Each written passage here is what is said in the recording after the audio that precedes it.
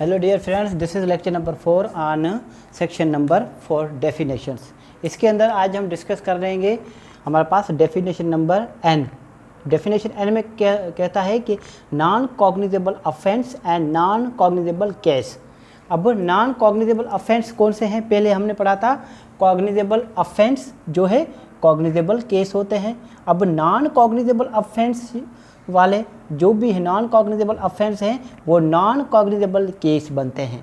ठीक है, वो कैसे कि जो नॉन कॉग्निजेबल ऑफेंस है उसके अंदर एक ऑफिसर जो है वो शेड्यूल 2 कॉलम हमारे पास 3 के तहत अथोराइज नहीं होता है विदाउट वारंट अरेस्ट करने के लिए, तो फिर वो नॉन कॉग्निजेबल ऑफेंस है और वो non cognizable offence made non cognizable case. सारी बात समझे? मीन्स जो नाकाबिल समात केस होते हैं ना, जुर्म होते हैं नाकाबिल समात जुर्म। ठीक है, नाकाबिल समात जुर्म जो है नाकाबिल समात केस बनाते हैं। सारी बात समझ में? वो केस है, मैं आपको इसकी थोड़ी बेयर रीडिंग कर लेता हूँ। Non cognizable offence means An offence for a non-cognizable case means a case in which a police officer may not arrest without warrant। आ गई बात यहाँ पर कि जो पुलिस ऑफिसर है ना वो विदाउट वारंट अरेस्ट नहीं कर सकती। फॉर एग्जांपल ए ने कोई ऐसा ऑफेंस किया है, ठीक है, फॉर एग्जांपल कोई भी ऐसा ऑफेंस जो कि ऑफेंस नॉन कॉग्निजेबल है। ठीक है, क्या है ऑफेंस? नॉन कॉग्निजेबल ऑफेंस है। नॉन कॉग्निजेबल ऑफेंस बन जाएगा non cognizable case, non cognizable case बन जाएगा। अब नॉन कॉग्निजेबल केस में पुलिस अथोराइज्ड है विदाउट वारंट अरेस्ट करने के लिए? No, not arrest without warrant. यहाँ तक बात क्लियर है? मीन्स जो हमारे पास सीआरपीसी के लास्ट में सेक्शन जहाँ ख़त्म होते हैं उसके बाद फर्स्ट शेड्यूल और उसके बाद सेकंड शेड्यूल के कॉलम नंबर 3 में आप देखेंगे तो जो ऑफेंस बताए गए हैं हमारे पास कॉलम नंबर 1 में, उसका बताया गया है कॉलम नंबर 3 में कि वो बेलेबल है या वो हमारे पास पुलिस में अरेस्ट विदाउट वारंट या फिर में नॉट अरेस्ट विदाउट वारंट। कि पुलिस जो है किसी शख्स को वारंट के साथ गिरफ्तार कर सकती है या फिर कुछ ऐसे केस हैं जो कि बिना वारंट के गिरफ्तार कर सकती है और कुछ केसों में बिना वारंट गिरफ्तार ही नहीं कर सकती। उसके बाद चले जाते हैं हम ओ में। ओ डेफिनेशन क्या बताती है? ओ डेफिनेशन बताती है ऑफेंस की। अब ऑफेंस क्या है? ऑफेंस मीन्स जो भी एक्ट है, जो एक्ट आपका इलीगल है, जो इस एक्ट जो कोड के तहत या फिर हमारे पास है जो हमारे पास पीपीसी जो है ना पाकिस्तान पेनल कोड, उसके तहत जो भी ऐसा एक्ट जो है पनिशेबल बाय द लॉ हो तो फिर वो ऑफेंस कहलाएगा। अब इसके तहत इसके अंदर ओमिशंस भी आ जाती हैं। एक्ट तो हो गया, कोई भी ऐसा एक्ट जो कि पनिशेबल हो तो फिर वो क्या कहलाएगा? ऑफेंस कहलाएगा। मगर इसके साथ ओमिशंस मीन्स जो गलतियां हैं ना आपकी, मगर ओमिशंस अनलॉफुल ओमिशन नहीं, या फिर इलीगल ओमिशन अगर हो तो फिर वो भी ऑफेंस के साथ आ जाएंगे। अब यहाँ पर जो कैटल ट्रेसपास एक्ट आपने पढ़ा होगा, हमारे पास कैटल ट्रेसपास एक्ट 1871 के सेक्शन नंबर 20 के अंदर अगर कोई भी चीज़ कोई हमारे पास कमिट करता है offence section under section 20 of cattle trespass act 1871 के तहत, तो फिर वो भी ऑफेंस के अंदर आ जाएगी। यहाँ तक बात क्लियर है? उसके बाद चले जाते हैं पी पर। पी क्या कहता है? Officer in charge of police station. जो पुलिस स्टेशन है उसका ऑफिसर इंचार्ज कौन होगा? यहाँ पर फॉर एग्जांपल पुलिस स्टेशन है Hyderabad city police station, PS police station. यहाँ पर एसएचओ क्या है? SHO house. ठीक है, यहाँ पर station house officer. Station house officer क्या होता है? ये इंचार्ज होता है। क्या होता है? इंचार्ज होता है पुलिस स्टेशन का, मगर वो नहीं है उसकी गैर मौजूदगी में। ठीक है, हमारे पास इससे लो रैंक में, जो इससे लो रैंक में, फॉर एग्जांपल एएसआई हो गया, इंस्पेक्टर हो गया, या एएसआई हो गया, असिस्टेंट इंस्पेक्टर हो गया, मगर हमारे पास जो कांस्टेबल है उसकी रैंक से ऊपर, या फिर गवर्नमेंट जिसको भी अपॉइंट करे उसके बिहाफ पर अगर जो हमारे पास एसएचओ वगैरह नहीं है, तो फिर उसके बिहाफ पर कौन जो है वो इंचार्ज होगा, ऑफिसर इंचार्ज होगा एक पुलिस स्टेशन का। यहाँ तक बात क्लियर है। उसके बाद हम चलते हैं पी पर। पी तो हमने डिस्कस कर लिया, officer in charge of a police station. इसकी बेरीडिंग कर लेता हूँ। Officer in charge of a police station includes when the officer in charge of the police station is absent. जो भी हमारे पास ऑफिसर इंचार्ज बनाया गया है पुलिस स्टेशन का, अगर वो नहीं है, गैर मौजूद है, एब्सेंट है from the station house, or unable from illness or cause to perform his duties, मगर या फिर तो वो गैर मौजूद है, फिर किसी भी वजह हो सकती है, फॉर एग्ज़ाम्पल वो बीमार है या फिर वो अनेबल है अपनी ड्यूटीज़ परफॉर्म करने के लिए, तो फिर officer present at the station house who is next in rank, जो उससे नीचे रैंक में हो, for example inspector, sub inspector, जो फिर असिस्टेंट इंस्पेक्टर हैं, जो कि to such officer and is above the rank of constable, मगर जो कांस्टेबल है उसकी रैंक से ऊपर हो। कांस्टेबल नहीं होना चाहिए, कांस्टेबल हमारे पास 5 हमारे पास बीपीएस स्केल नंबर 5 के होते हैं, ठीक है, उस 5 स्केल से ऊपर हो, या फिर कोई भी ऑफिसर जो कि प्रोविंशियल गवर्नमेंट्स डायरेक्ट करे, हिदायत करे। उसके बाद चले जाते हैं क्यू पर प्लेस। अब प्लेस में कौन कौन सी चीज़ें आ जाती हैं, देखें, प्लेस में बिल्डिंग आ जाती है, ठीक है, एक हाउस भी आ जाता है प्लेस में, हाउस या फिर कोई भी बिल्डिंग, ठीक है, या फिर ज़मीन वगैरह जो भी हैं आपकी सब इसके अंदर आ जाती है। बिल्डिंग, हाउस, टेंट जो है वो भी प्लेस में आ जाती है। वेसल होते हैं ना हमारे, कश्तियाँ वगैरह, टेंट मीन्स कोई भी तंबू अगर कहीं भी जगह पर आपने लगा कर रखा है तो वो भी एक प्लेस कहलाएगा। और फिर हमारे पास अगर कश्तियाँ, अगर पानी के अंदर अगर कोई कश्ती है तो फिर वो भी एक प्लेस कहलाएगी। अब चले जाते हैं आर पर प्लीडर। प्लीडर क्या है, आइए इसको डिस्कस कर लेते हैं। Used with reference to any proceedings in any court means a pleader for a मुख्तार authorized under any law for the time being in force, ठीक है। In practice to practice in such court and includes, pleader के अंदर कौन कौन से आ जाते हैं, वकील, एडवोकेट्स, वकील, या फिर जो भी अटार्नी होते हैं जो कोर्ट, जो हाई कोर्ट जो है अथोराइज करती है।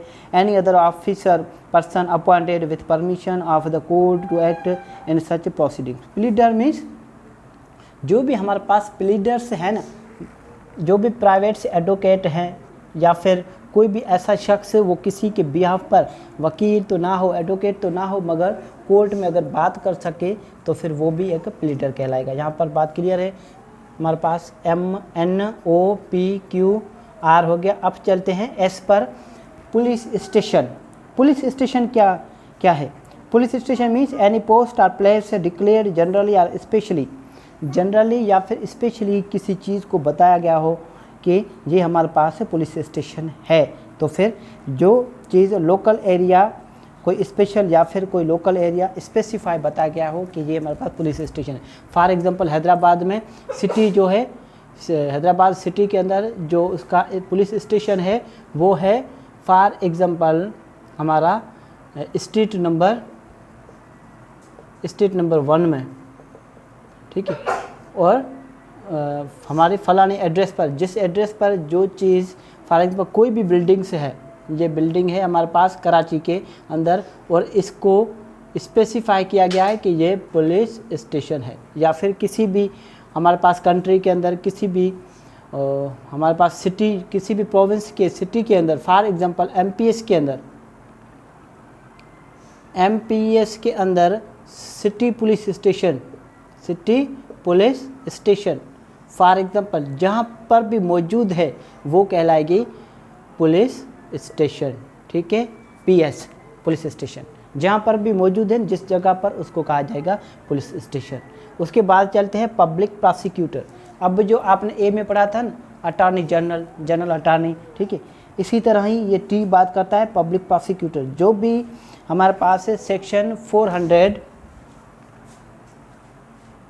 494 में जो बताया गया, 92 में जो बताया गया है ना कि हमारे पास जो पब्लिक प्रोसिक्यूटर्स कौन होंगे, ठीक है, जो भी गवर्नमेंट के बिहाफ पर केस लड़ें वो हमारे पास है, जैसे कि हमारे पास जो विक्टिम होते हैं उनके बिहाफ पर जो स्टेट को रिप्रेजेंट करते हैं ना वो होते हैं public prosecutors. And includes any person acting under the direction of a public prosecutor, या फिर जो भी हमारे पास पब्लिक प्रोसिक्यूटर्स हैं उनके डायरेक्शन पर अगर कोई भी पर्सन काम कर रहा है तो फिर वो भी पब्लिक प्रोसिक्यूटर्स माना जाएगा। And any person conducting a prosecution on behalf of the state in any high court in the exercise of its original criminal jurisdiction, या फिर कोई भी ऐसा शख्स जो कि हाई कोर्ट के अंदर अगर ऐसी क्रिमिनल जो हमारे पास प्रोसीडिंग से वो कंडक्ट कर रहा है तो फिर वो भी पब्लिक प्रोसिक्यूटर्स माना जाएगा। अब सब डिवीज़न क्या है, मीन्स जो एक डिवीज़न होती है ना उसके अंदर सब डिवीज़न होते हैं। फॉर एग्जांपल मिरपुर खास के सब डिवीज़न कौन कौन से हैं, उमरकोट, ठीक है, एक उमरकोट हो गया, दूसरा थरपारकर हो गया, थरपारकर, ठीक है। सब डिवीज़न मीन्स जो डिस्ट्रिक्ट है ना, डिस्ट्रिक्ट के अंदर ही कोई और जो डिस्ट्रिक्ट होते हैं ना वो उसके सबऑर्डिनेट कहलाएंगे और उसके सब कहलाएंगे, ठीक है। यहाँ तक बात क्लियर है। उसके बाद चले जाते हैं हम सेक्शन 4 के सब सेक्शन 2 पर।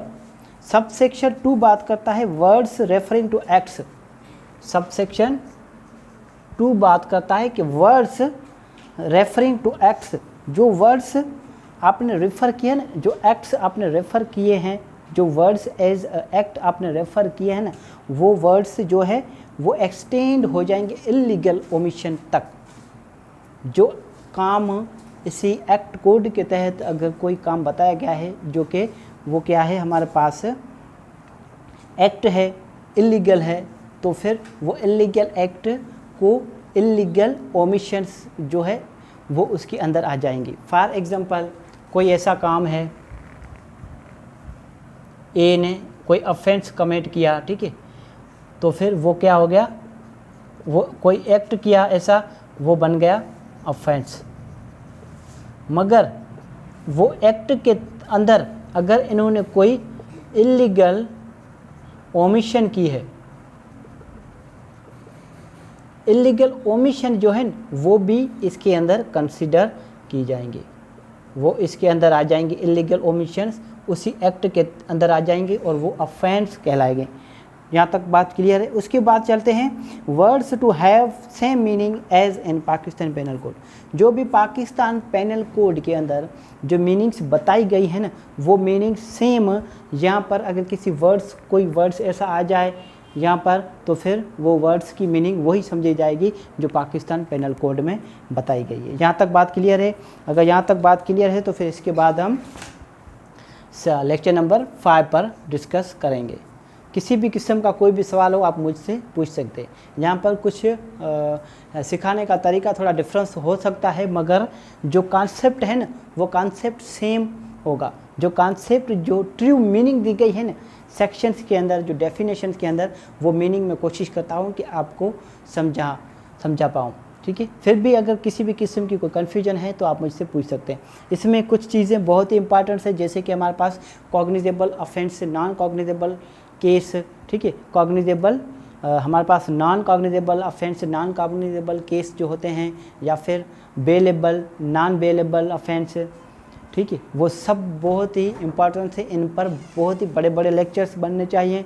अगर मैं इन पर डिटेल से बात करने पर आ जाऊं तो फिर इन पर बहुत सारी डिटेल में चले जाएंगे। अब फिर भी कोशिश करूंगा अगर किसी को कोई कन्फ्यूजन है यहाँ पर इन चीज़ों पर तो फिर मैं ज़रूर इन पर लेक्चर बनाऊंगा। ठीक है। यहाँ तक बात क्लियर है। जैसा कि हमारे पास दो चीज़ें बहुत इंपॉर्टेंस दी गई हैं यहाँ पर डेफिनेशन में।